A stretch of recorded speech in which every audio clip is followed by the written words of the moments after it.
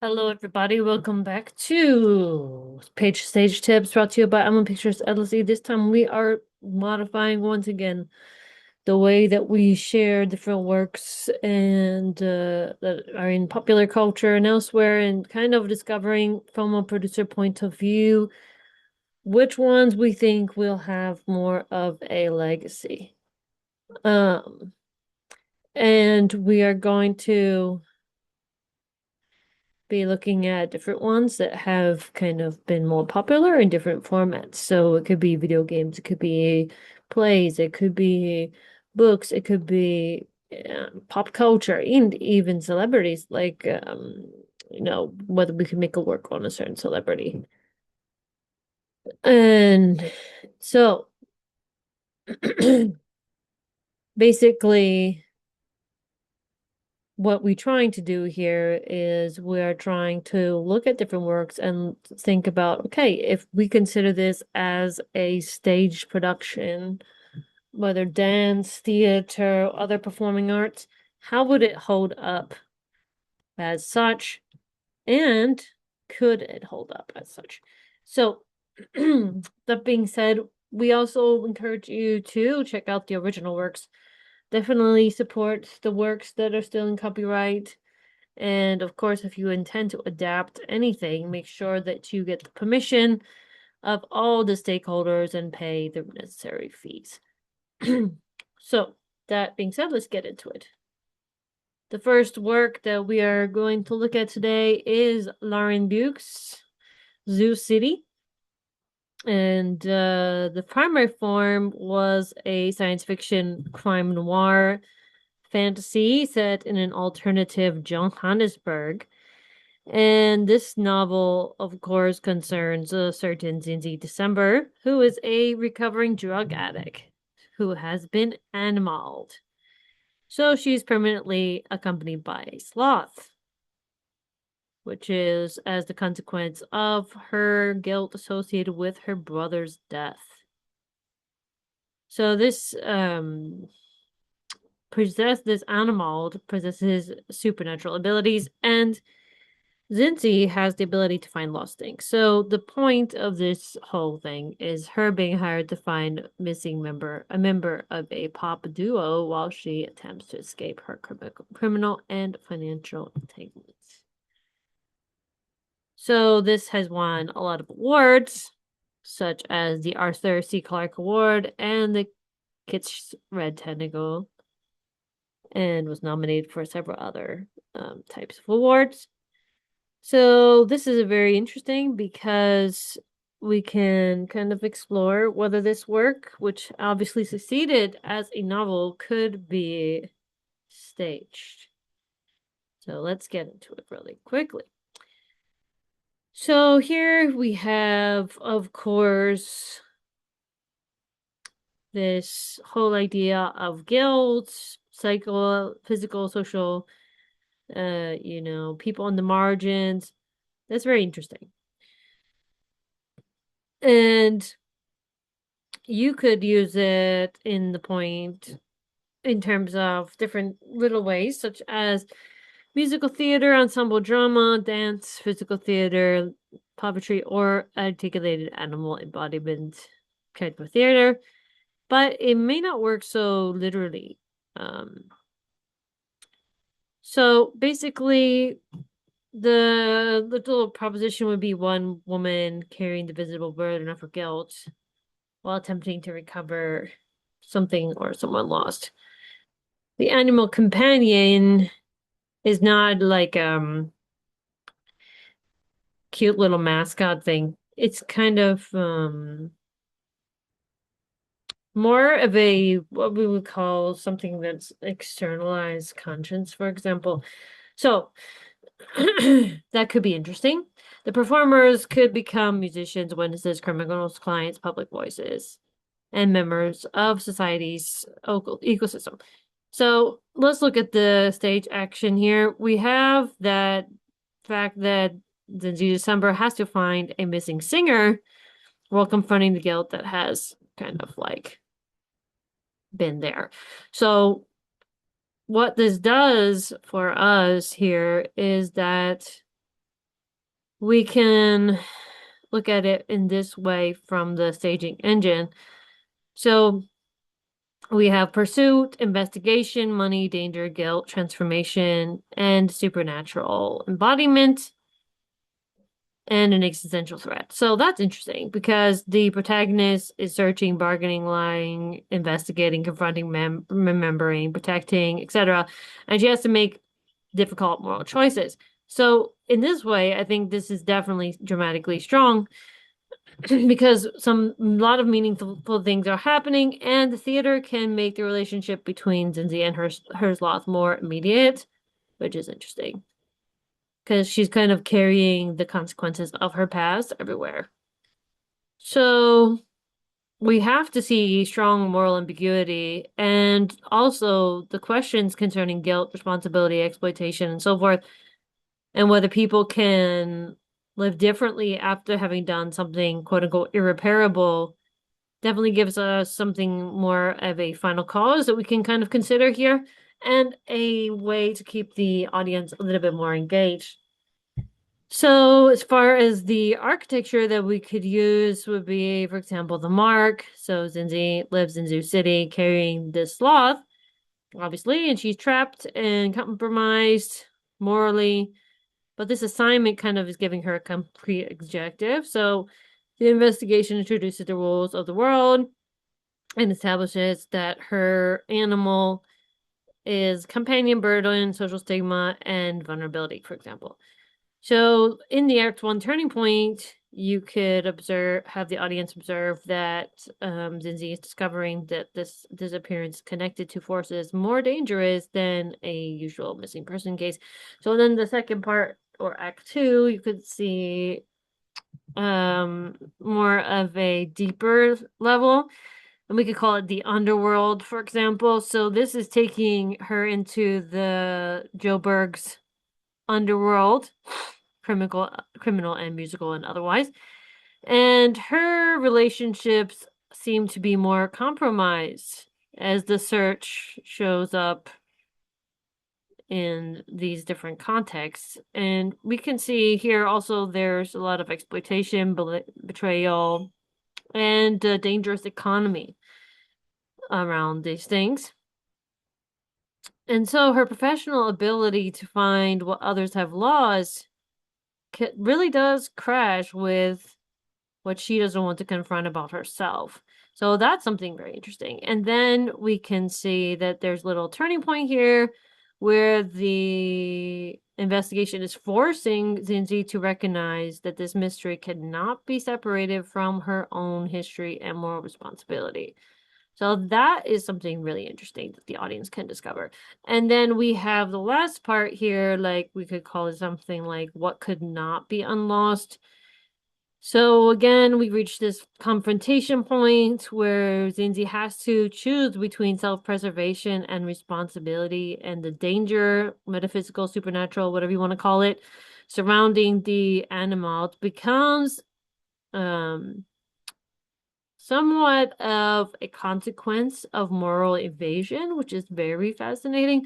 So this resolution here needs to be more like moral movement, because Zinzi is actually capable of accepting responsibility, and that's interesting. So the ending that the audience should leave with will be more of about thinking about these deeper concepts rather than just, oh, this woman and animal relationship. Okay, that's great, but this is not like a, oh, save the planet kind of story. This is something that is exploring something much deeper. And I think that in order to do that, there has to be some ambiguity. There has to be some depth there that the audience can explore for themselves. So as far as the characters, obviously we have Zinzi December, because she's obviously the lead. We have someone who is very intelligent, feels guilty, very resourceful, has an addiction history, has a lot of survival instinct, very cynical, vulnerable, and so forth. So that's great. The sloth can also be a character. It could be a prop, or it could be actually someone playing the sloth. Um, because of course it is the companion, burden, memory, vulnerability, witness, etc. Now, there also needs to be supporting characters, of course. We have opportunities for double roles, ensemble transformation, musicians as characters. You could actually have the musicians on stage, witnesses, informants, antagonists, the voices from the public and the civic level. But we don't want this to be something where the audience feels overwhelmed by how many characters there are. If you wanted to adapt it, it would be better to keep it a little bit more solidly, a little bit more small cast. So, for example, you could do 8 to 12 performers. That would actually be great because certain players could double. And the animal companion could be a puppet or actor object integrated or a very good performer partnership. So, I don't think animatronics would be great for that. And the music can obviously be present through the fact that it is set in a place which is really diverse musically. You can use voice, rhythm, movement, live music, and environmental sounds of the area, and that would be very interesting. Now, for the audience, as far as what kind of audience you would actually want, you would want an audience that's more sophisticated, that enjoys speculative fiction. Um, younger adult audience would also work here, or contemporary theater type of audience. Obviously, an audience from South Africa or interested in South Africa would definitely be interesting. And you might also consider literary theater audience or people who enjoy musical theater if you are kind of moving it into a musical theater space. But I actually don't think that a musical theater piece for this would be actually great because it's a much deeper story, and I think musical theater sometimes reduces a difficult story to tell. So we're not gonna go with that. Now the audience hook is definitely there because there's a case, it's a mystery. Those are things that really can keep the audience there because we have intrigue, sympathy, unease, danger, revelation. I can't speak today. Responsibility, qualified hope, and so forth. So the danger is obvious, but I think that this thing needs to be restrained. The audience gradually needs to discover why she's a marked person and reconsider their judgment of her. That's important.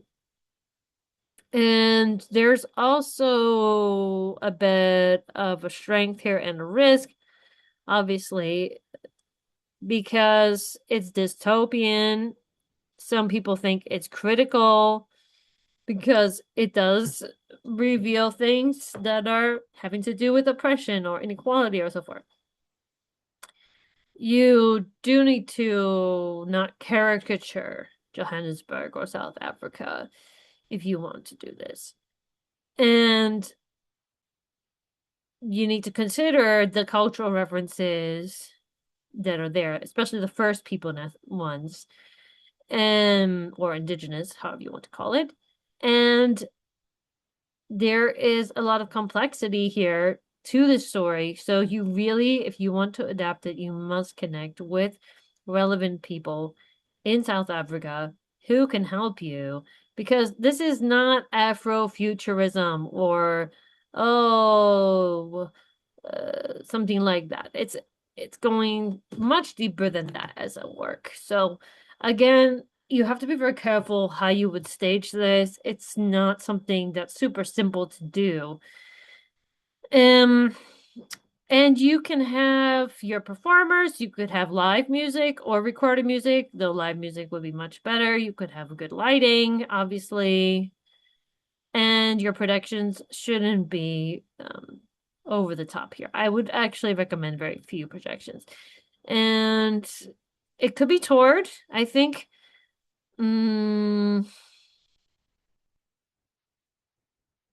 And the production really needs to look smart. So that's important because the story is already dense there. It doesn't really need to be highly designed like a super complex system. So again, that would be very important to consider. And there are a few risks, obviously, that may be a big problem. For example, too much exposition, or creature spectacle, creature feature, or too much world building, or film envy. So we don't really need to have a huge cinematic universe. It would just increase the cost. And obviously, we don't need it to just turn the protagonist into a narrator, for example. That's rubbish. And it also has, of course, um, the cultural factor that you really need to consider, as I said before. Now, obviously, you need a consultant from South Africa to do that, unless you are from there and like a First People representative. So again, this is not a mass market kind of piece. This is more of a prestige or international theater property. And it's going to really be important to have a very good premise and to avoid making this a spectacle or really kind of making it a caricature. So you can take this work for what it's worth because it is award-winning, it is strong as a work. But it's important to know also that there was an attempt already to make a film adaptation. So it fell through, which means that this work is a bit hard to produce, and obviously you have to get the rights and all for that as well. So as far as our scoring goes, we would give it an 84 out of 100 because the action is good, the story is really fascinating, and it also has a very worthy end. So it's really concerned with responsibility, guilt, human dignity, social exclusion, recovery, moral transformation. Very, very fascinating in itself, depending on where you are. This can work very well. Obviously, consider the countries where you are working in and whether that would fit for your audience, because of course, not every place will accept this kind of story. And what's more fascinating is this is an exploration of, can someone actually overcome the past? And that is a really hard question that I think is something that people from different countries can connect to. So again, this has a lot of possibility, of course, but it could be really flattened and turned into some kind of animal story like Animal Farm, and that's not the point of this story. So again, this could be developed and it could be something very interesting with a high priority or high potential for good commissioning. But the real question that we want to consider is, can the relationship between Zinzi and the animal be dramatically alive so that the audience really understands her guilt and really connects to her story before it's over explained or before it's explained at all? And it kind of needs to be revealed over time for it to work. And the audience really needs to have some kind of investment point that they could get into. So again, we would say, okay, this could be developed, this could be commissioned, but again, this has to be done carefully because it's not something that's just an automatic, okay, great, this could work. So the next work that we like to talk about is Max Beerbohm's Zuleika Dobson. Now, of course, this is really interesting because The original is old enough to permit substantial freedom in adaptation in a lot of jurisdictions. So that's fun. And the original text is from 1911, so it would be considered as public domain in many countries.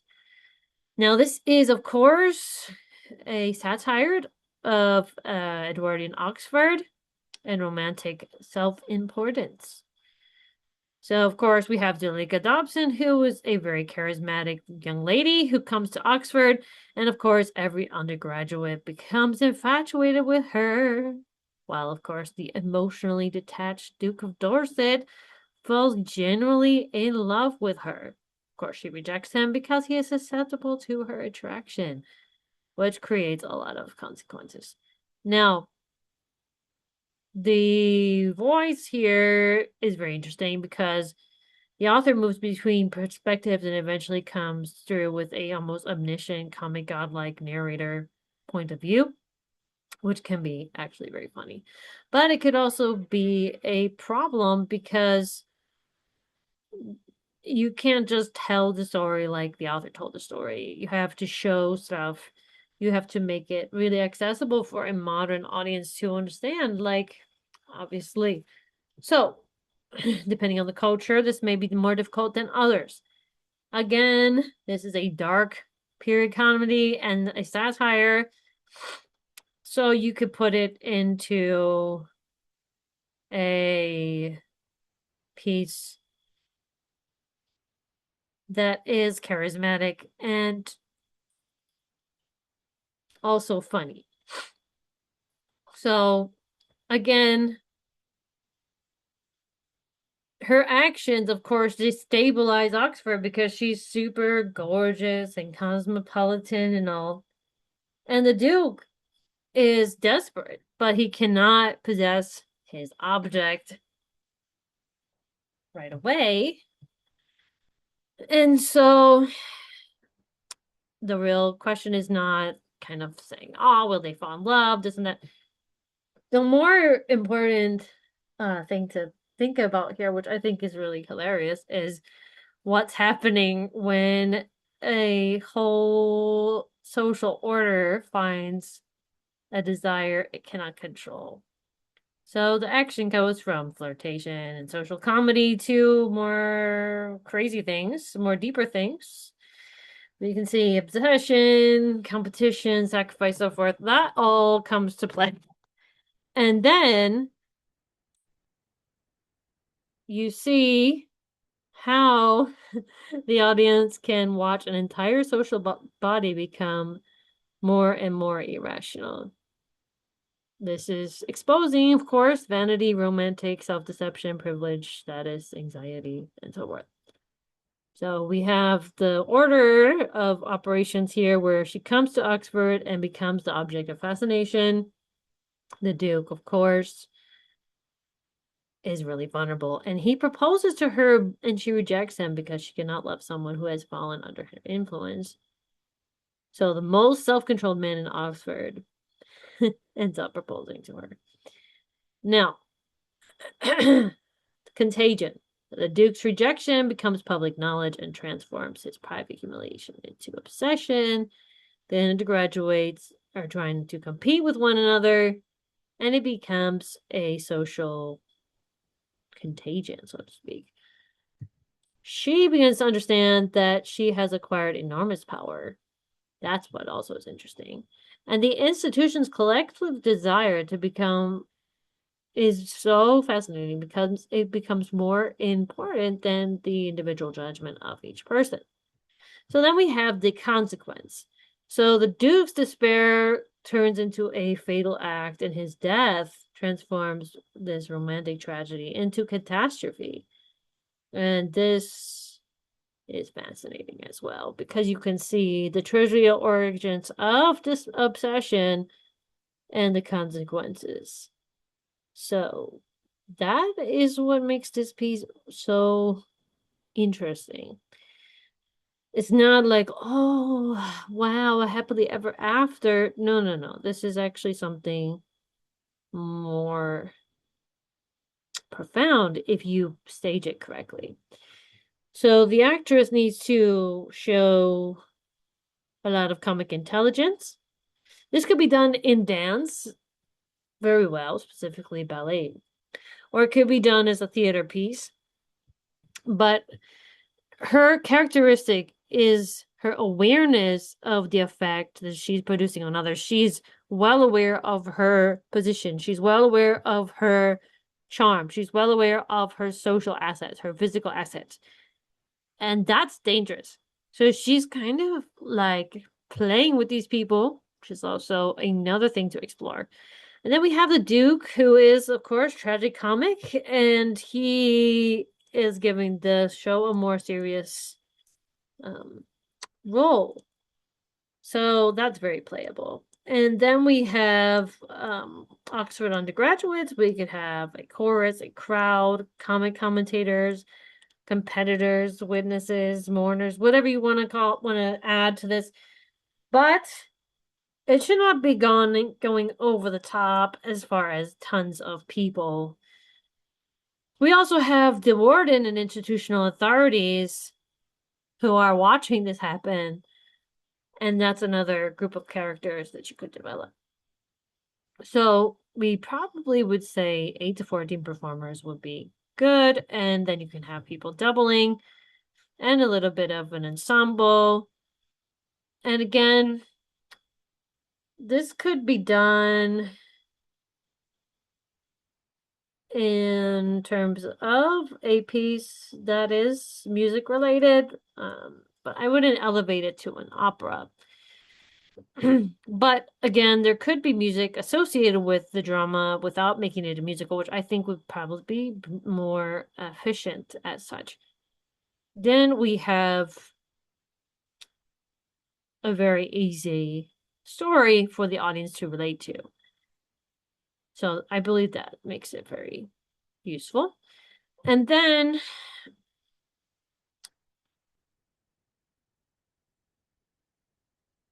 we have a little bit of a problem here, which is we can't stage this as just a farce. So that would feel too artificial. You have to recognize that this is a horror. It's not just a satire, it's a horror. So that's where I think you could really play with it. So again, it doesn't need to be accessible only for dialogue. It's not very effective. You should retain the social distinctions in terms of the words and some of the mannerisms, and make the physical acting communicate what the language is talking about. It doesn't really need to be modernized as such, though it could be done for certain types of audiences if you want to make it more of a public sort of theater model. Now, obviously, this needs to be small to medium size. You can use the quad, the dining hall, the rooms, the river, public gathering spaces, funeral, so forth. The main expense definitely needs to go into the actors and the director and the dialect coach and the costume quality as well and the movement. It doesn't really need to be a scenically overdone show. So it can be staged with normal resources as well. Now, the other thing is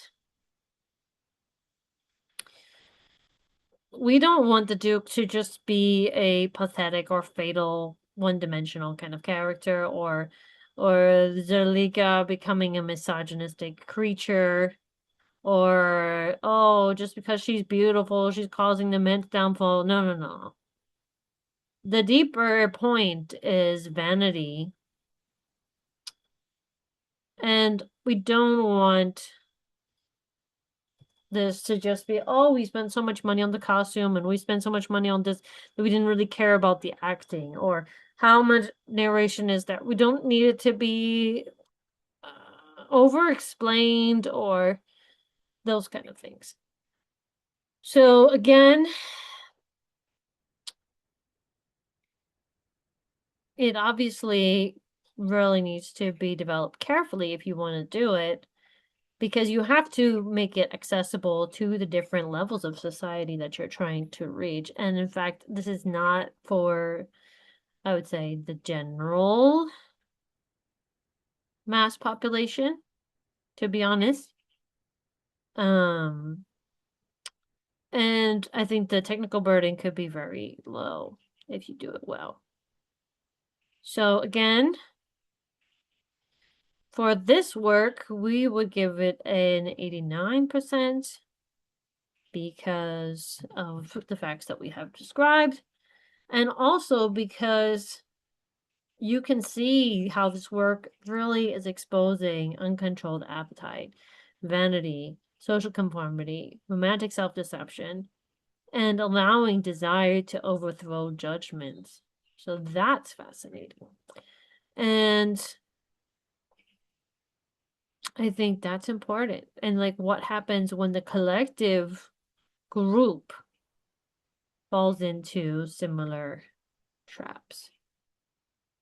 So you really need to work on the comic writing, and obviously this needs to have actors who have really good acting skills, and you don't want to make any of the characters too simplified, as we said. So this could be a very fascinating piece for a more cultured audience. And if you wanted to do it for everyday audience, like a public theater, you still don't want to make it too modern or over-explained, because the audience needs to go into it and understand that things are going to be revealed over time. And you also want to reach different levels of society as well if you're going to make it a more publicly accessible piece. The next work we have is Zootopia from Disney Animation. Now, this is obviously a different sort of piece, and it has had different iterations in different, obviously, releases of the series of films. Now, this is where we have, of course, Judy Hopps, who is this idealistic rabbit who becomes a police officer and is forced to partner with Nick Wilde, who's a fox and con artist, to solve the missing mammals case. And of course, it has become a very high level success. Of course, it won an Oscar, and the franchise expanded. And we would expect it to expand further as well. This is a buddy cop mystery. And what's interesting is it's not just a surface level kind of story here, because we have characters who are more than just, one-dimensional. We have Judy, who's idealistic, ambitious, disciplined, naive. We have Nick, who's cynical, intelligent, adaptive, distrustful, and so forth. And you can have objectives, which goes towards partnership, investigation, revelation, reversal, crisis, and then moral correction, which is a very good pacing and thematic structure. So it shouldn't just be made into a spectacle, though, for Broadway, although it might be. I don't know. And I think that you could make the whole thing into a more serious form of theater, where you can have the animals embodying different social types. That would be more interesting. Although I'm sure they probably will make this into some kind of musical or whatever. That's Disney's thing. But I think that the more interesting thing here is to look at this stage engine here, because we have a missing animal case, and we're seeing them try to avoid species-based fear and institutional breakdown. So that's interesting. And the species relationships are very have a lot of continuity. So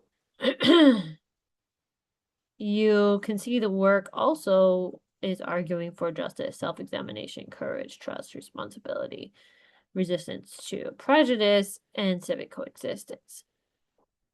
That's interesting. So the weakness is that the moral architecture is a little bit didactic. So again, this should be deepened in the stage version. But we have, of course, the idealist going into the city, where she's leaving her rural home and becoming the first rabbit police officer. Of course, this is colliding with the institutional prejudice. The next character, naturally. When mammals begin disappearing, Judy uses the case to prove herself. So this apparently ordinary case is part of a larger mystery. So then we have the second part about fear. They're investigating disappearances and uncover evidence suggesting that predators are becoming dangerously savage. Now, she's initially contributing to this public fear through an ill-considered statement. And then you can see there's social division that continues. But after a while, the conspiracy is revealed. So then this main character realizes that her own assumptions have helped create this injustice that she thought she was fighting, which is a very interesting concept for the stage. So then we have these two main characters reuniting and pursuing the truth and exposing the conspiracy and presenting the city's fear from becoming permanent reality. And the protagonist accepts responsibility for her own prejudice, which is actually very fascinating. And then the city begins coming back to their own social order. So that's something interesting as well. Now, as far as our characters, obviously we're going to have Judy and Nick, which we've described a bit before. And we can see the relationship between them needs to be very, very, very powerful, because that is what generates a lot of this dramatic electricity. We also have Chief Bogo, who is good for the counterweight, and Bellwether as the antagonist. And that's interesting because she uses a lot of manipulation as well. We also have to have a ensemble, which could be strong. And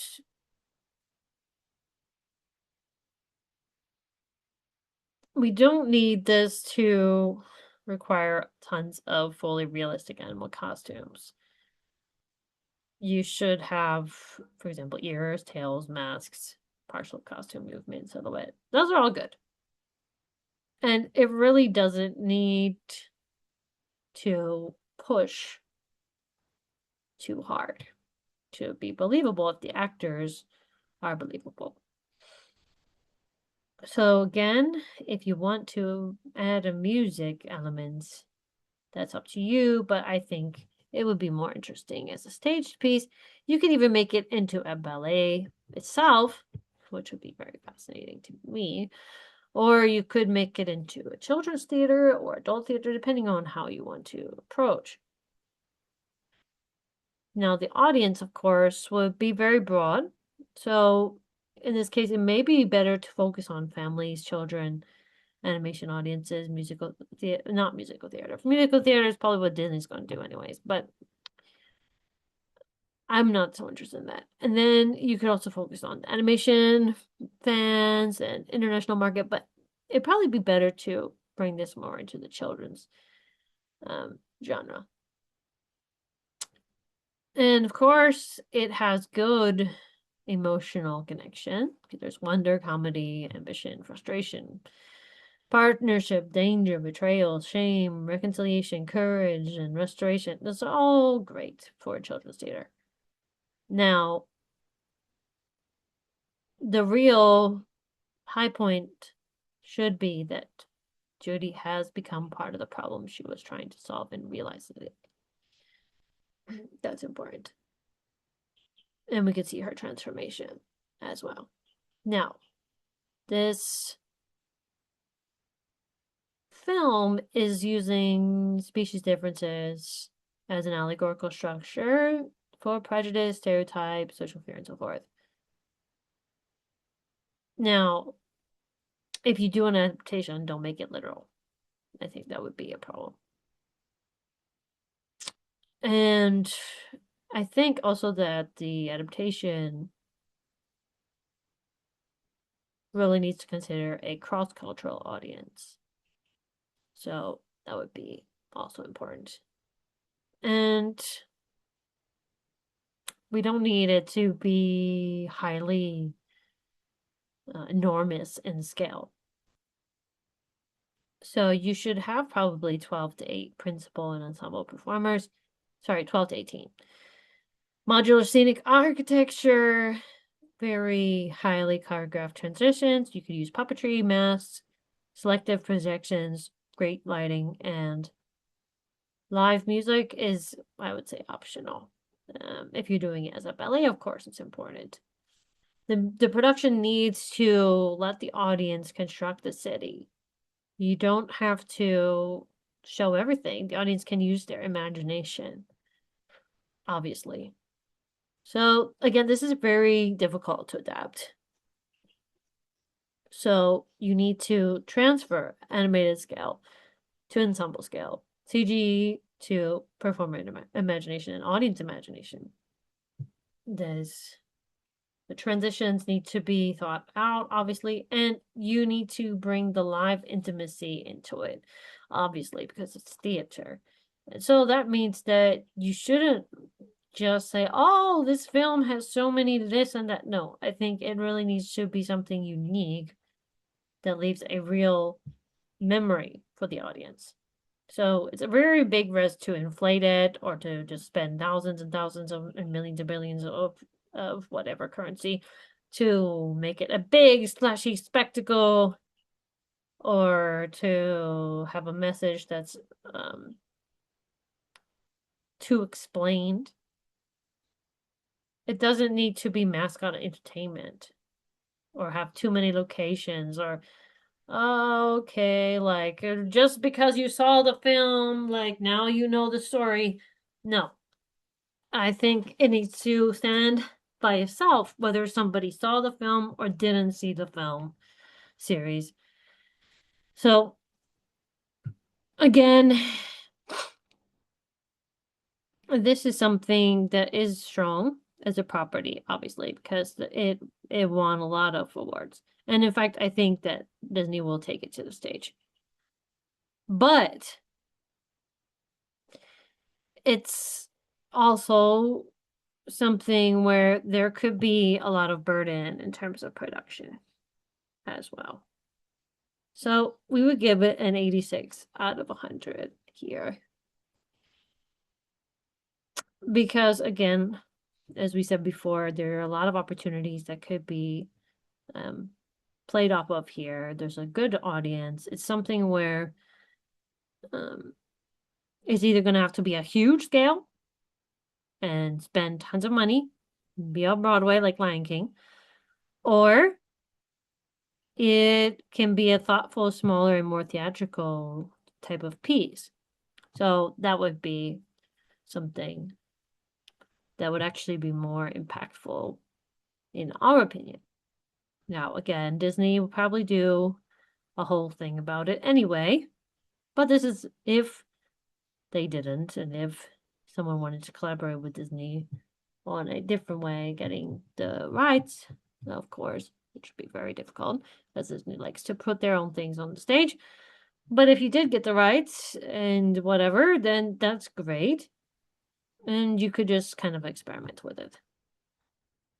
Now, the next piece is Wir Kinder von Bahnhof Zoo, or Zoo Station in English, by Christian Felscherinow.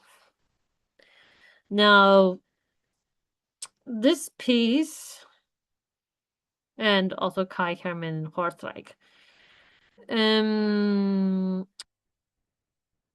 obviously is a documentary biography / oral history, testimony, reportage, sort of their own genre. Of course, it comes from German originally. And this reconstructs the author's descent, Leschnaro's descent into drug dependency and prostitution as a teenager in West Berlin. And also incorporates the testimony from people around her, including family, social workers, therapists, police, and so forth. Now, this is a very difficult piece to put on the stage. And obviously, this wouldn't be acceptable in different countries. So, again, the dramatic force is there because this shows a young person making increasingly consequential choices within an environment whose pressures progressively narrow her freedom. That's the key. So, again, in 2026, the Zong Staatstheater Minigen mounted a participatory version of this, where young performers became her voice and connected the material to their own realities. So again, it did work as far as a actual stage thing, but we have to really consider this carefully because obviously this will not work in every country. In Germany, this could definitely work, but it doesn't work in every country. And so there are definite risks to doing this. In fact, we would not do this ourselves. But if you wanted to adapt it, you could. So here we have this drug culture, heroin addiction, and exploitation here. So again, these events are happening not because it's part of the scenario which this protagonist finds himself. And again, you can see that this is a very consequential piece because this is not a piece just saying, oh, drugs are bad. Yes, this is a big part of it. Obviously, you see the decline of a person in a dramatic way because of drug addiction. But you should also take a look at some different themes like vulnerability, addiction, exploitation, family failure, peer pressure, social abandonment, agency, responsibility, treating people as an expendable or object of use. These are all very important themes that certain cultures might want to explore on the theater scale. Now we have here someone searching for belonging at first. The Christian is going into this new world, seeking freedom, identity, belonging, music, friendship, the underground club culture are giving her this escape from her domestic life. Then she goes into the social use of drugs and so forth, and it becomes more dependency. So this is serious. Then we have the price of this dependency in the next part, where she and her friends are organizing their lives around obtaining these drugs. The relationships are transactional. And this whole next level of prostitution and crime are part of the way they try to survive. Now, it's very difficult to break the cycle for someone when they're in this space. So basically, these young people are no longer just in this subculture. The subculture is controlling them. Then we have the last piece, which is about survival. So the group is fragmented, relationships are falling apart, and Christian attempts to escape this cycle.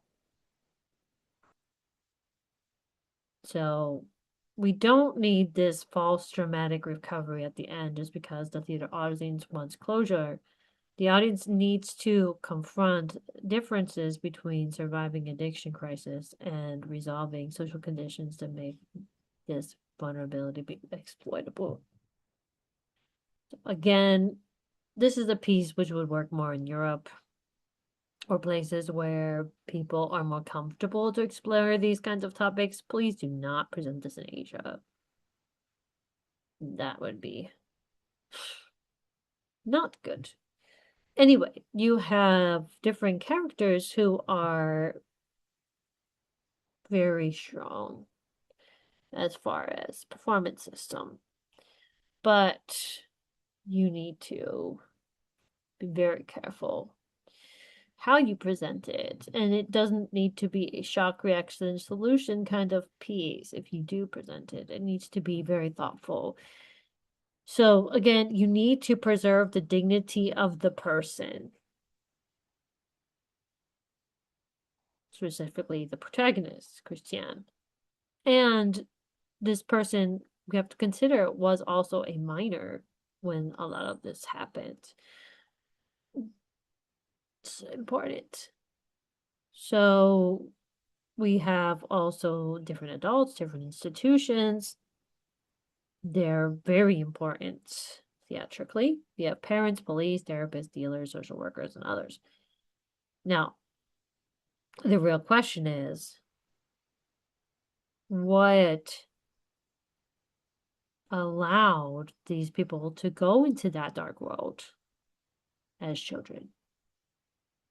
That's a real question that is more of a social question for some of these cultures, which would definitely be more interested in putting it on. And about the world of human trafficking, which is also a very important question to discover if one is willing to take the risk, which we definitely wouldn't be.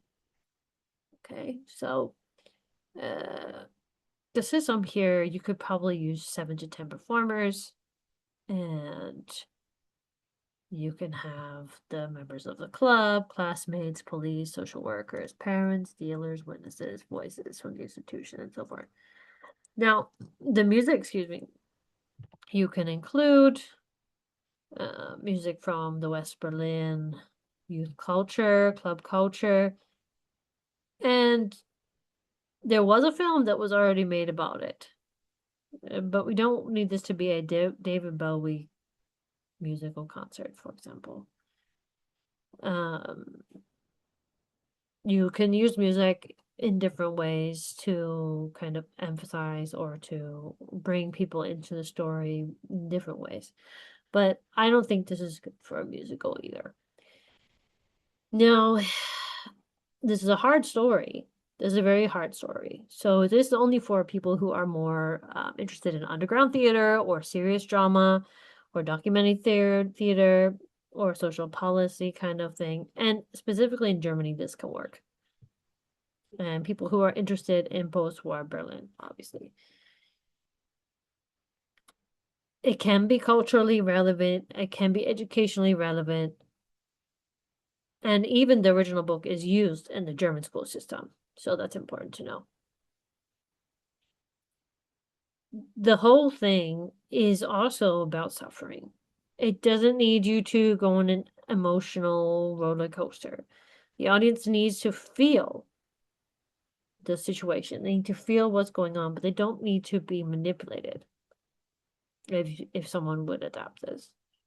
Now, it obviously needs to connect and have the social register of the period, and also incorporate the geography, the significance of the Bahnhof Zoo, the club culture. And again, this was a very important area, of course, at that time in the 1970s, because, of course, the drug culture and so forth. Now, we don't want this to go into something where the audience would feel used, I think. Again, that's important. Of course, you can create the physical world with benches, station architecture, club lighting, sound, minimal projection, handheld objects, performer transformation, so forth. You don't need to be very elaborate about that. And the primary production should go into the actors, dramaturgy, sound, safeguarding, of course, 100%. If you're going to use younger actors, you really need to be careful. In fact, I don't think that's very wise. And obviously, everything needs to be researched and have most importantly, it needs to have connection to the original cultural scene of what was happening around that time in the culture, and also have good cultural framework there. So that would be important. Now, you can include this living memory here, though it's so hard to do that. You need to also make the audience feel that they are witnessing a community remembering something it would rather forget. That's important. This concerns real people, traumatic events, and stuff that really happened to people. So you do not want this to go into voyeurism or romanticization of addiction or simplifying some kind of moral reality or trauma porn or documentary flatness or celebrity associations. Those are not going to help the piece. In fact, it's a great way to get the piece blocked anywhere. Now, you obviously need to be very careful because this is a piece about memory, vulnerability, and it's not just a suffering show. That's for sure. So again, there is a demand because this is in the school system, and this has been presented in Germany. So that's important, including sellouts. So this is actually a book that can be made into a show in certain places. But we would give this, again, as far as ability to go on the stage in Germany, in the context that would accept it, we could give this an 87% because it's very relevant to that culture. But you have to keep it ordered towards truthful recognition of vulnerability, addiction, exploitation, and responsibility and failures of family and society. That's where the real heart of the piece is, if someone would want to put it into the work. Now, this is a really demanding show, and it would be very hard to put on. We would say definitely it could be developed, but it's a very demanding ethical piece. So it'd be something where people would need to use a lot of discretion and consult the different local environments where they are to see if this would be a piece for them. The next piece is Zorba the Greek by Nikos Kazantzakis. And this piece is philosophical and literary type of fiction. And it's in the case of spiritual Bildungsroman. And it's from Crete. We have Zorba, who's the unnamed narrator, and Madame Hortense, the widow, and the inhabitants of the village as the main characters. This obviously follows a bookish narrator who's traveling to Crete and associated with Alexis Zorba, who's a very exuberant character. And their relationship becomes this way for the audience to examine life, death, freedom, sensuality, faith, suffering, and this kind of connection between intellectual abstraction and lived experiences. So this has also generated film, musical theater, radio, ballet, and stage adaptations already. So this is actually a very well produced piece. Now, the next thing that we want to look at is what's happening here. We have someone who insists on living life very physically, and the narrator does possess education, reflection, and intellectual discipline. And Zorba is definitely full of appetite, courage, sensuality, improvisation, and bodily intelligence. We don't want to make caricatures of these people. That's something that wouldn't work too well.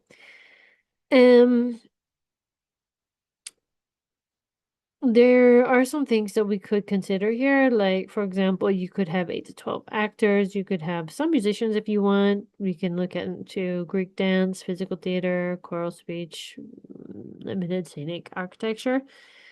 This doesn't need to be a musical again. Dance can be part of it, but I don't think it needs to be a tourist attraction, so to speak.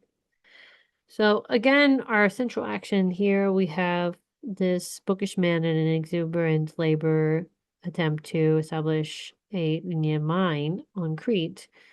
While their different ways of confronting love, death, and suffering are kind of changing their understanding of life. Now, this is more connecting to this difference in philosophy and thinking about the mind, the relationships, death, betrayals, and so forth. This makes a more deeper, dramatic movement because this is a more intellectual piece than some of the others. Now, the questions come up such as courage, freedom, mortality, love, suffering, faith, human dignity, etc. Now, if we look into it more deeply as far as how the story actually kind of connects together and all, we can see that the narrator is weary of intellectual abstraction and meets Zorba and decides to travel to Crete. They start their mining venture and establish their friendship. And then Zorba's behavior is definitely shocking the narrator's expectations, and the narrator is starting to observe life rather than just thinking about it. So then the mind, the village, and relationships generate increasingly complicated encounters with desire, jealousy, poverty, religious and social conditions, and death.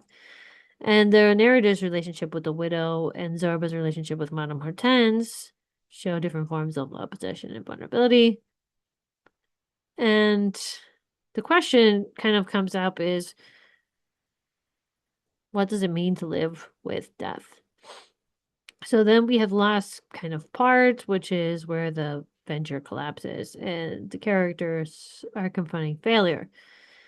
Now, the narrator has lost this illusion that life can be intellectually mastered, but he definitely realizes that you can really just participate in life and get into a more concrete connection with it rather than just being a philosopher or something like that. So people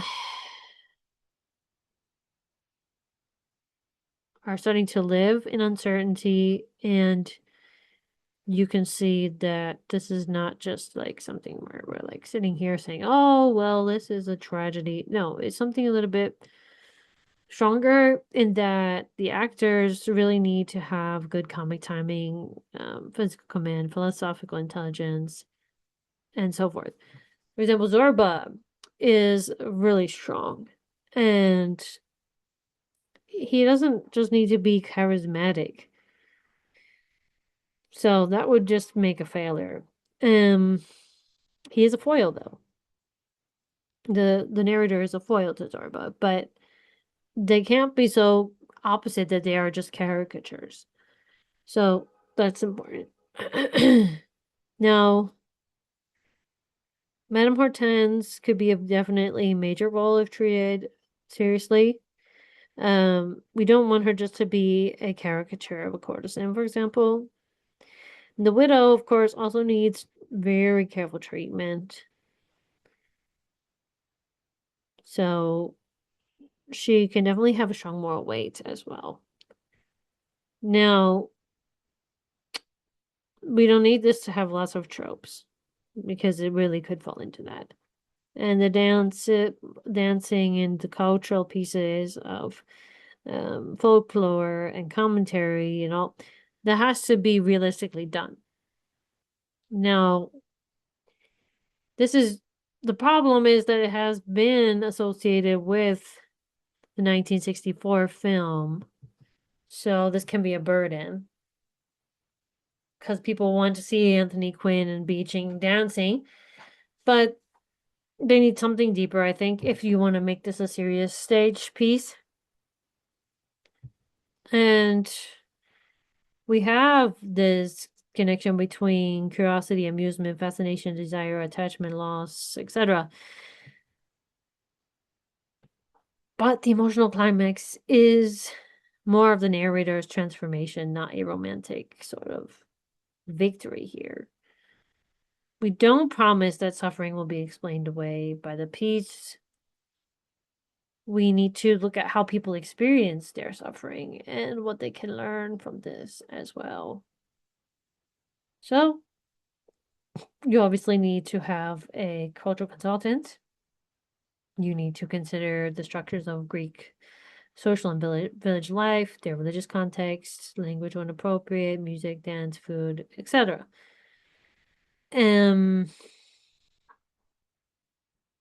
We don't want this to be just one-dimensional. So what would be better to have would be 8 to 12 performers, 3 to 5 musicians, transformable village architecture, limited scenic, good lighting, of course, and serious choreography. So you should look at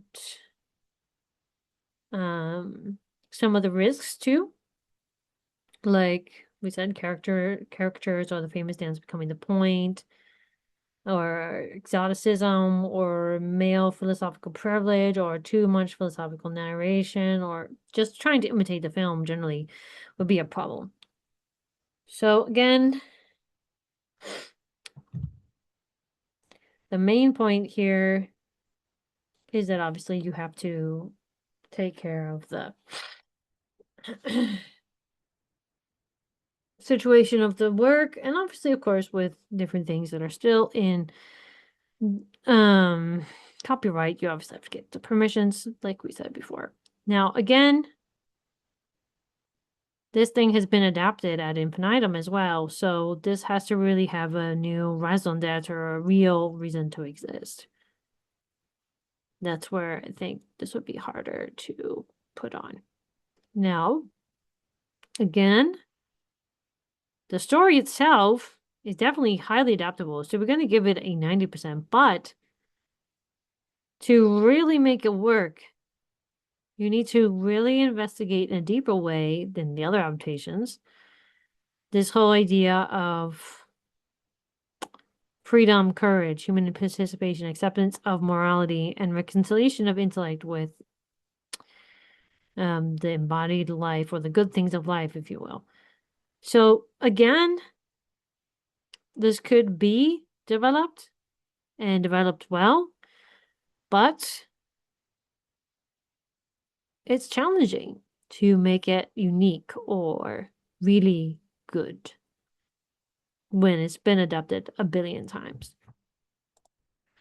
The next one is M. Nurbuse Philip, and the work is Zong. This is poetry, experimental historical poetry, and this happens around the 1781 massacre above board the slave ship called Zong. And this is where enslaved Africans were thrown overboard, and the resulting insurance dispute reached the British court. Okay, the author constructs the poems from language associated with the legal record, especially with the Gregson versus Gilbert case, and the seriousness of the work is built around this very controversial scene. Now, this is asking the audience to think about what happens when the historical record is implicated in the erasure of the victim. So we have fragmentation, repetition, silence, disruptive syntax, and so forth in the legal language. And it's not a very conventional kind of scripting, if you will. The real question that you should ask if you want to adapt this is, what action does the performer undertake in making this suppressed historical reality audible? So that's difficult to do. And also you must really consider which countries you're in and so forth. So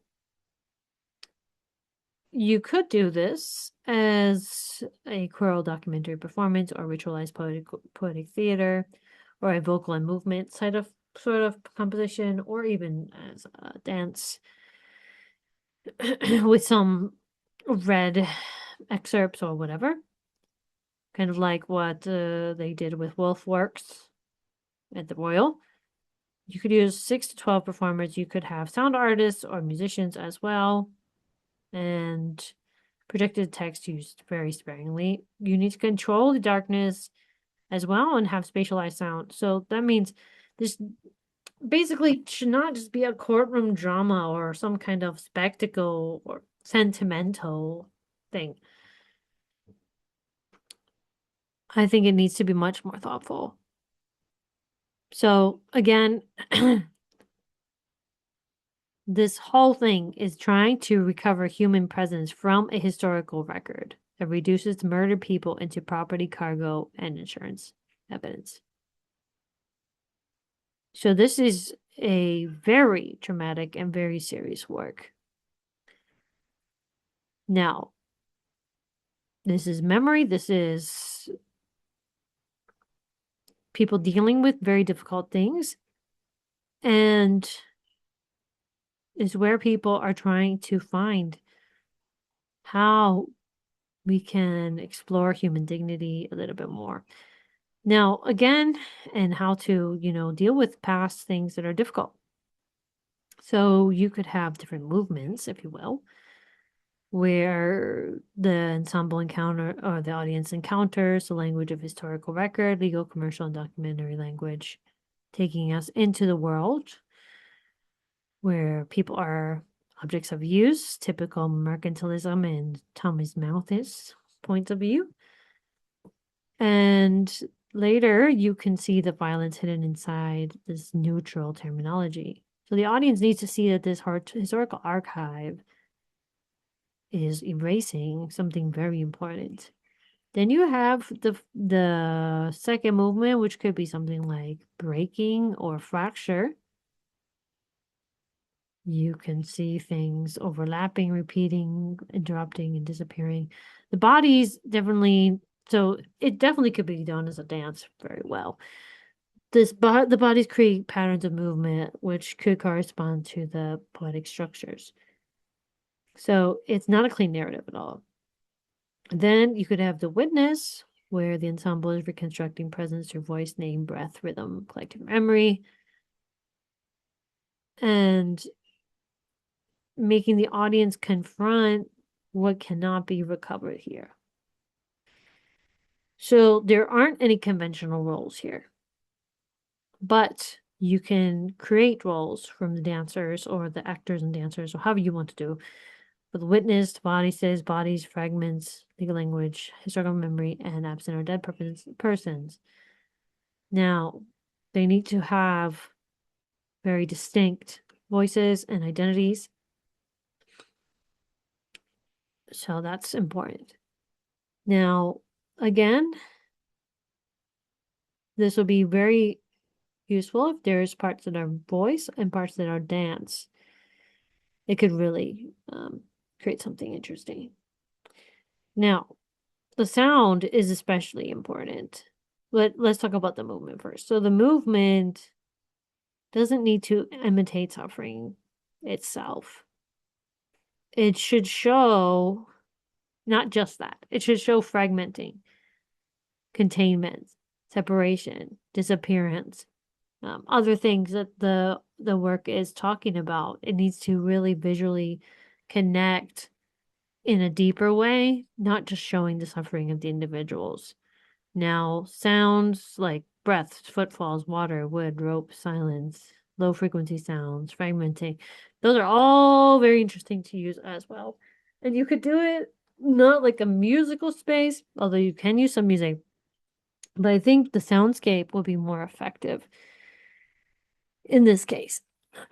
So again, it's not strong in conventional commercials. It's experimental. It's more of this experimental showcase of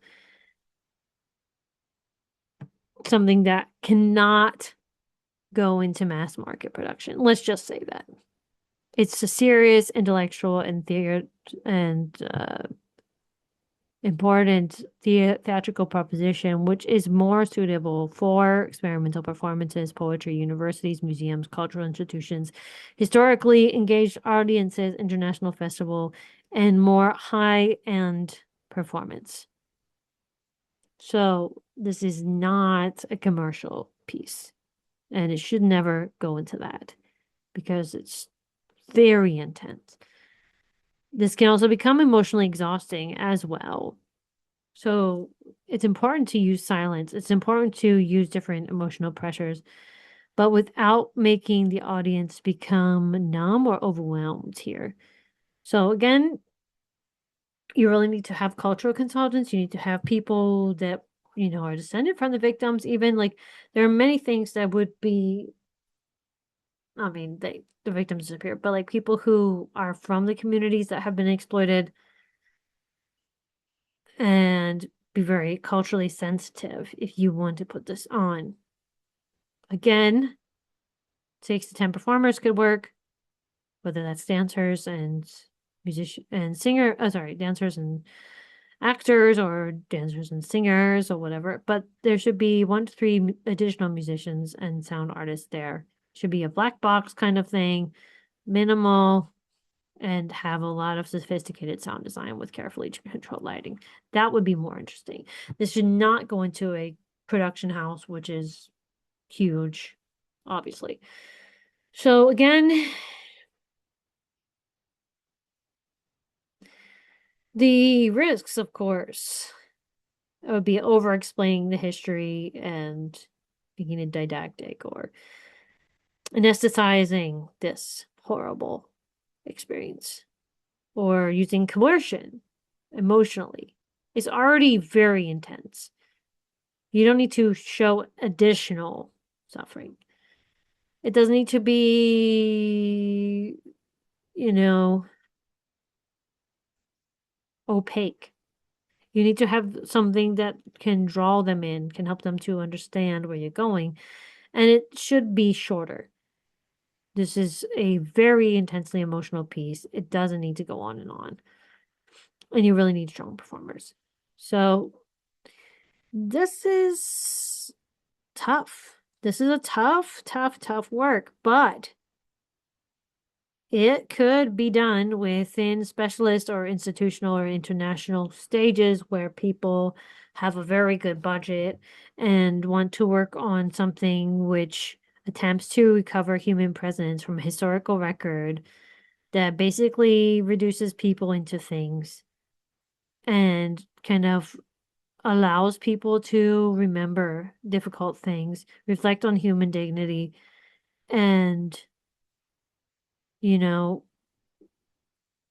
remember the dead as well. I think that's one thing that is very important about the piece, although it's very difficult as well. All right, now we move on to Jerome Sal and Julian Urpinaus, Zulu from 2013. This is a French South African work, which is a crime thriller. And we have Orlando Bloom, Forrest Whitaker, and Conrad Kemp. This, of course, follows two Cape Town police detectives investigating a murder that becomes connected to a much larger conspiracy involving drugs, violence, and the post-apartheid landscape. So this, of course, was presented at Cannes in the closing slot in 2013. So basically, this is a police or procedural crime thriller. And so this is where a murder investigation shows us a deeper network of violence and corruption. Great. Now, the question is whether this film version can have enough theatrical material. So what you could do is obviously you could make this a two-hander ensemble crime drama with documentary social realist dimension. So that means you could have 8 to 12 actors with some doubling, economical set, live sound, and projected geography sparingly. You don't need to use expensive theater scenery or all. The stage needs to be able to show the investigation itself as the main important thing. So again, the action, of course, is where two detectives are investigating this murder of a young lady and gradually uncovering a conspiracy involving drugs, violence, and apartheid legacy. So, of course, we have the objective, the evidence, the suspects, and so forth to make this work. And we also have this progression of interrogation, confrontation, revelation, pursuit, moral choices, and so forth. And you can explore justice, corruption, racial history, vengeance, reconciliation, responsibility, and so forth. Now, the process of the work is where the young woman's death brings these detectives together, and their investigation shows that murder is not isolated. And then you can see, oh, okay, we're connecting this more to the drug economy. Then detectives follow this dangerous evidence, and personal histories and tensions are complicating their partnership, clearly. And the investigation connects this whole criminal activity to broader structures, which is interesting. And the detectives eventually become targets, naturally. So later, the investigation is reaching the conclusion, and the detectives need to see how far justice can be pursued when this distinction between lawful justice and personal vengeance is blurred. So there's a lot of social wounding here. Now we have the character of Ali, who is a Zulu detective, and he's offering a great personal history, moral conflict, professional discipline, cultural identity, and emotional restraint. He definitely needs to be the centerpiece. Then we have Brian here, who is more conventionally constructed as this damaged white detective character. Now, it's important to ensure that Ali is central, or that there's a strong partnership between these two characters and that the white protagonist doesn't overwhelm everything else. Now, of course, you also need to have police, suspects, witnesses, criminals, officials, and family members. Naturally. This is very accessible as well because the film did so well. But you really need to have a very careful positioning if you want to make this work.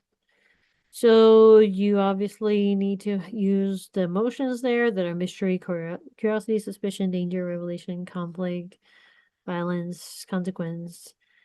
Great, it's a thriller. Fantastic. But you don't want the brutality to be the central point. There needs to be dramatic stake here. So obviously you need to have a cultural consultant or do this with people from the area if you wanted to make this work, because there's a lot of cultural wounding and cultural commentary here. You do not want this to be some kind of exotic European situation. That's rubbish. And it can work if you have a adaptable police and interrogation space with modular furniture, sound, lighting, projections, and so forth.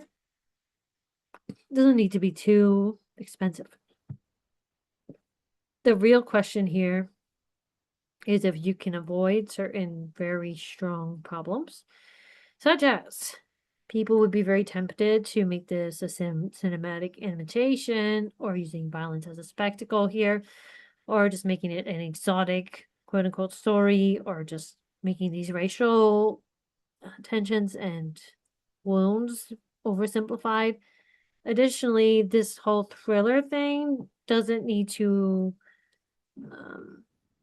be the most memorable point. It needs to have a much deeper connection here. And there's a thing. There's no strong female role here, so that's also something important. So again, we would look at this and say, you know what, this does not exactly survive our rubric. It's below the survival threshold at 76.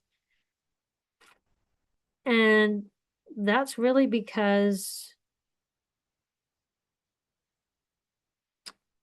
it's something that could be economical, but really the question would be, how are you really telling a deeper story here? And the film itself, you know, it did well. It had its perks, but it may not work on the stage as such.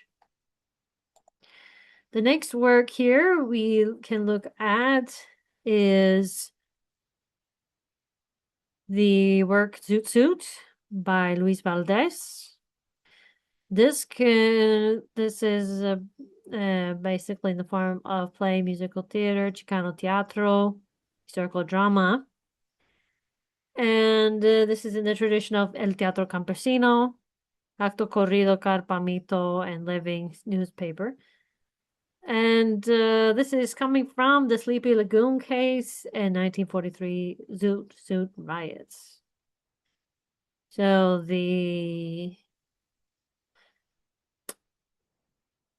there's a very interesting fictionalization of these historical events and the racial violence that happened against the Mexican American youth in Los Angeles. So the author connected music, dance, and allegory, specifically focusing on this figure of El Pachuco, who is a character, a narrator, and cultural consciousness at the same time. He's showing all those things. And the original production was at the Mark Tapier Forum in 1978 and sold out. So it became a very important Chicano theatrical production and later went to Broadway. Now, if you want to adapt this, that's harder because obviously it was a very and is a very important stage piece.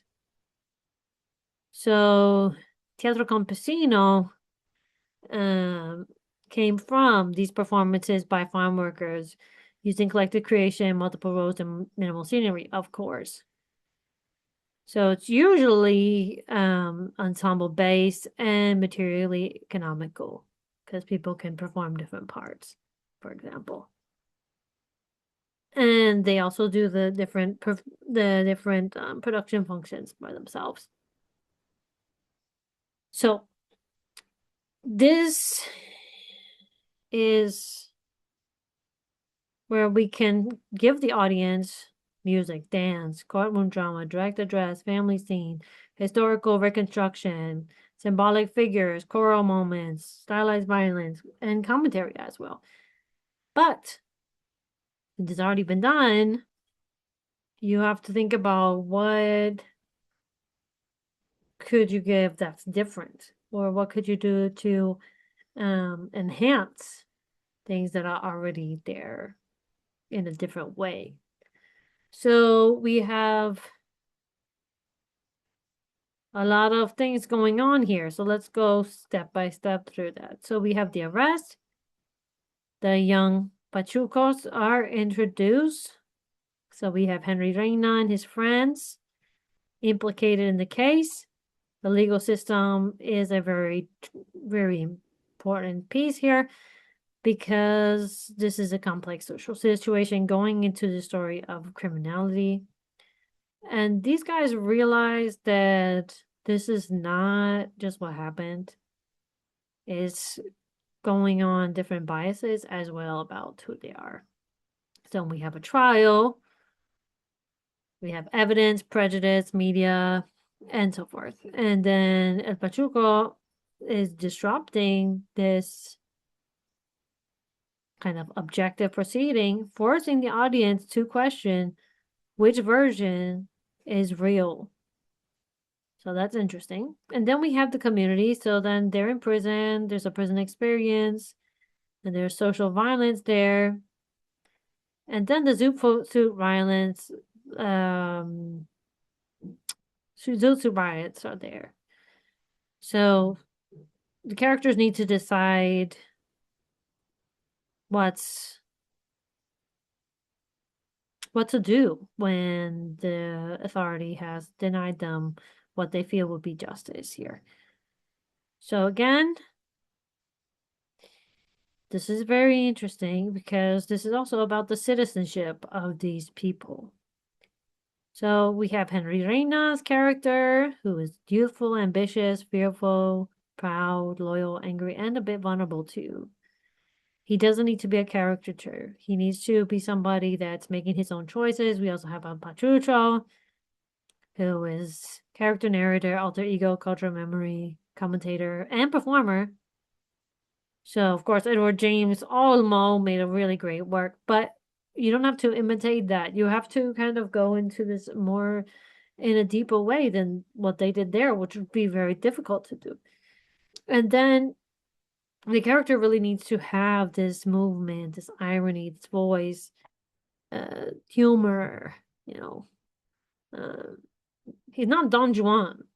That's important. And then we have somebody, this Alice Bloomfield character, because she is a different perspective. She's not just this, oh, I'm a sympathetic white lawyer character. She also is in a relationship with Henry in a certain way. And that also has important weight. So the ensemble is also important, like we said, including family, gang, police, courtroom, journalists, and soldiers, community, blah, blah, blah, etc. Now, again, you can use music, you can use dance, but you needed to establish the period, the identity, the pride, the energy of the people, sometimes aggression, sometimes solidarity. You know, this is not just like, oh, Latin lover. No, no, no, no, no. This is important that people have a way to express their cultural identity here. So the part you need to show, okay, what is this subculture? What is this culture? Not subculture. What is this culture? Okay. They need to show their past, their sense of belonging, and this crossing of cultures needs to be shown well. That's important. So the really important little question here is, can you make a story that really represents the situation from different perspectives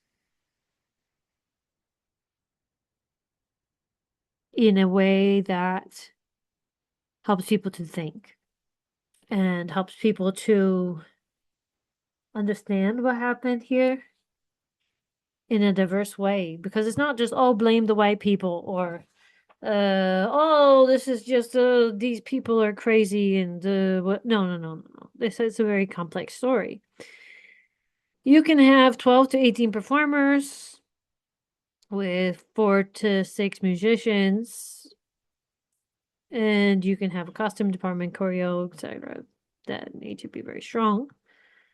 Again, you don't need this to be a fully orchestrated production. You can use music, preferably live music, to help tell the story at different points, but it doesn't need to be this huge musical. Like, I really think musicals are overdone now, but that's just a personal bias. So then, if you did want to make a musical, it would have to be a pretty big spectacle anyway. Now, the point is to look at these principles that made it function as a work. And it's not going to be this revival or something. No. The thing needs to be, okay, something that talks about the cultural memory of these people. And obviously you need cultural consultants, as with every work that we think about here. And you need to really think about, what does the community want to tell? What does the community want to tell with this story? And again, we don't need this just to be, oh, this is a resistance story, or oh, this is a caricature, or this is too simplified, or oh, this is just a reproduction of something, or wow, this is just a commercial musical. Yay! Well, it could be a musical, but I don't really prefer that personally, as I said. But if you do it as a musical, it doesn't need to just be a spectacle either. Like, I think these spectacle musicals really, they don't really hit like they used to. Anyway, that's a side note. So if we look at this from our rubric perspective, we would say that this would be a 92%. Now, because this is actually a work that's ordered towards the human dignity, cultural self-definition, and understanding about what it means to be a U.S. citizen at that time. And also it talks about the cultural memories and things that are important to think about if you want to consider where the country came from, where it's going, so forth. So it could definitely be done as a repertory piece. But again, this is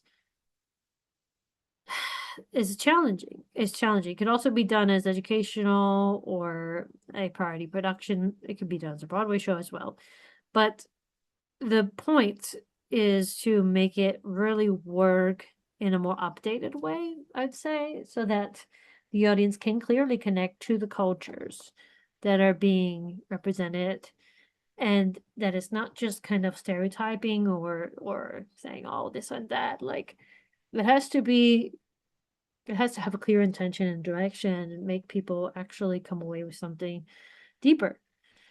So the next one here is Colson Whitehead's Zone 1. And Zone 1 is speculative fiction, and a post-apocalyptic as well. This is following Mark Spitz, who is a survivor with a civilian cleanup team in Manhattan after a plague has devastated civilization. And the team is clearing the city of stragglers, so to speak, and preparing human resettlement.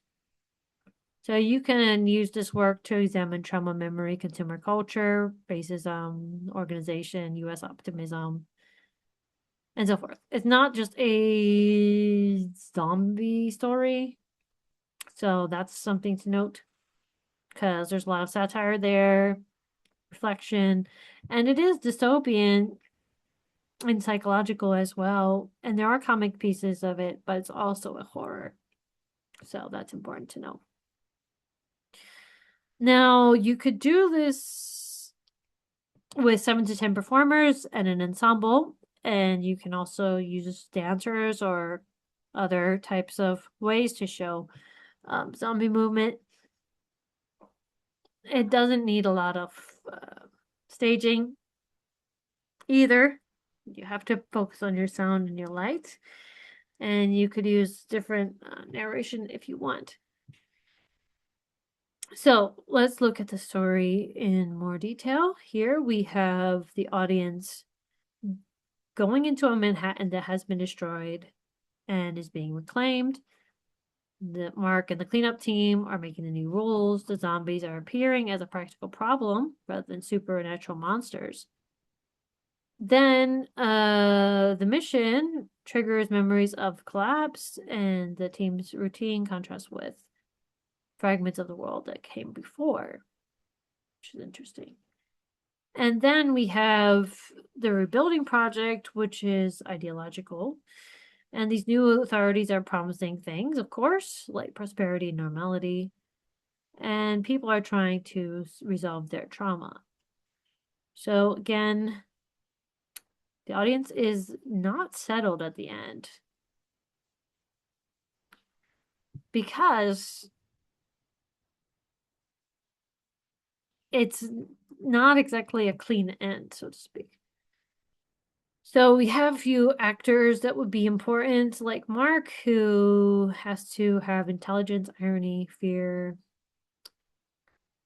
trauma as well. And he presses emotions and so forth. It's a very complex person. And then we have Caitlin, who is a very strong role, and she could be a co-star. And she's a very important counterpart to his survival mentality, very supportive character. And then we have Gary, who has optimism and may have an opportunity for comedy, menace, absurdity, and so forth. Ensemble, of course, can be survivors, cleanup, officials, civilians, memories, zombies, and whatever. No, really, it's kind of interesting because this is a piece which could really explore trauma and so forth. And it doesn't need to be two-dimensional or one-dimensional either. It should definitely look at these cultural assumptions about consumerism, urban identity, organization of economy, nostalgia, social hierarchy, and so forth. Those things can be explored very well.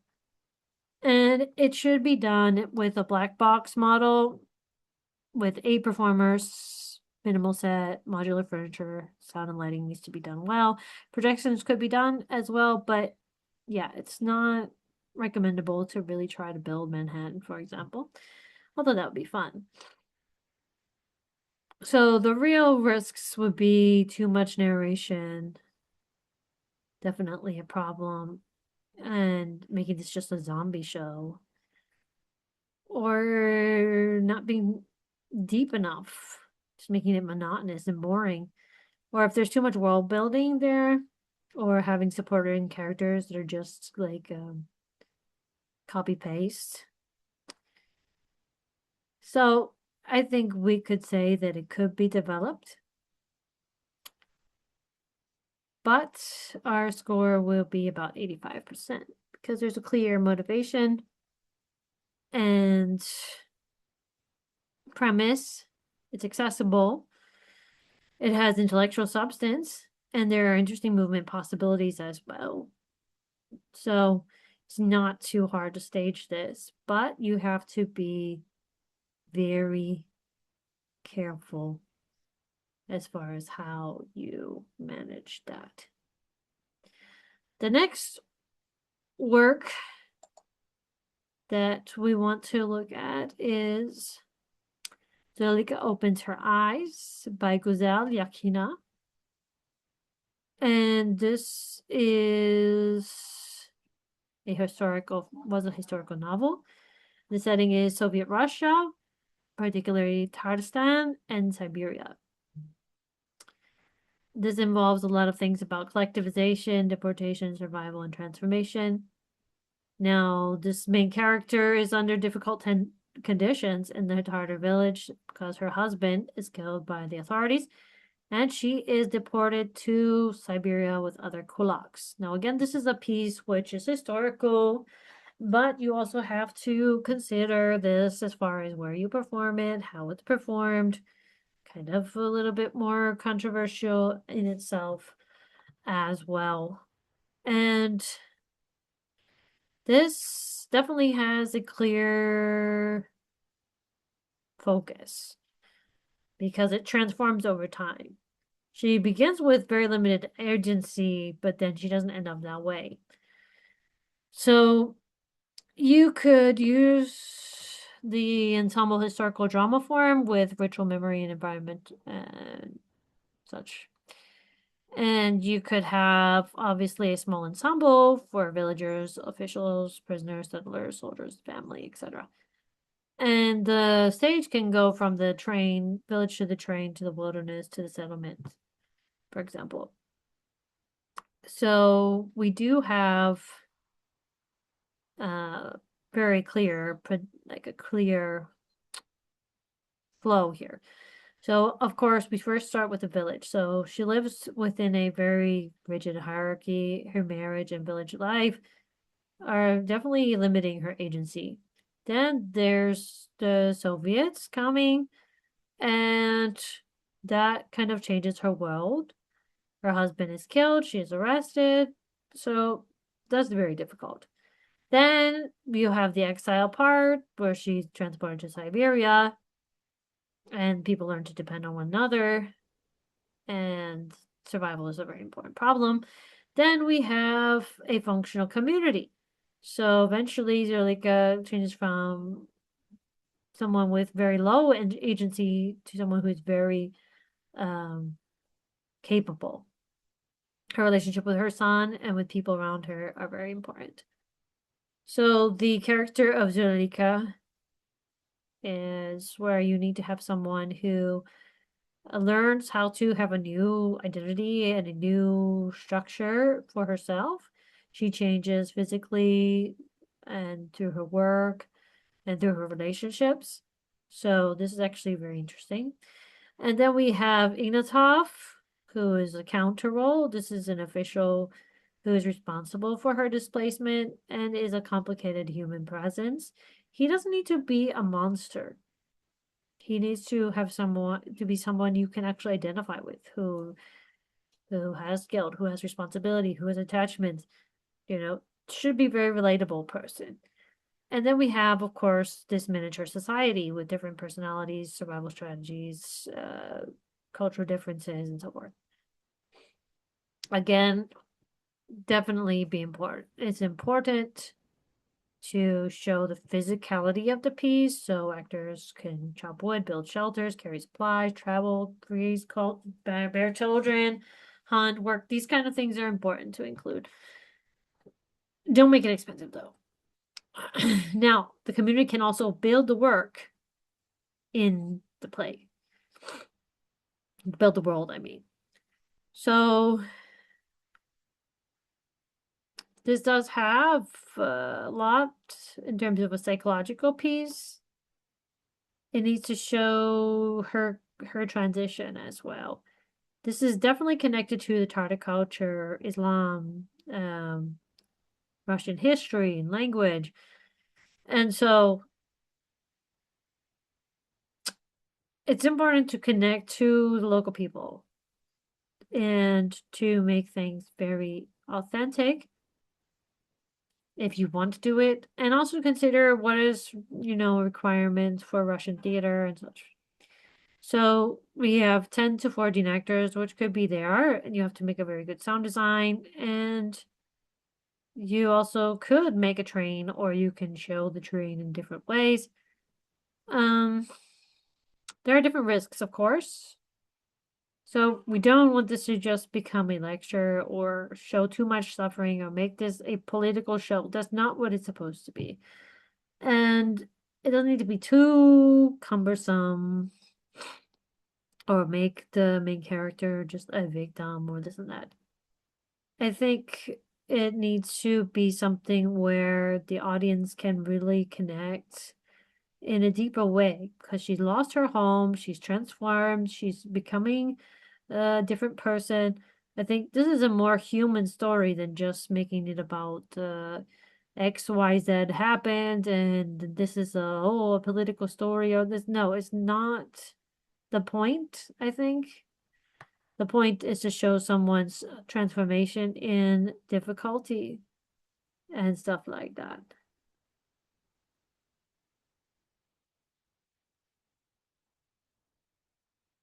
So that's where I think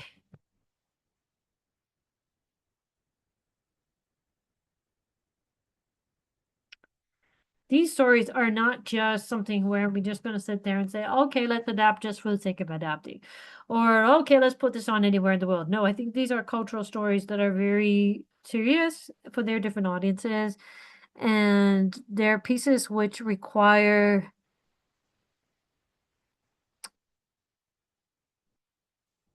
different approaches.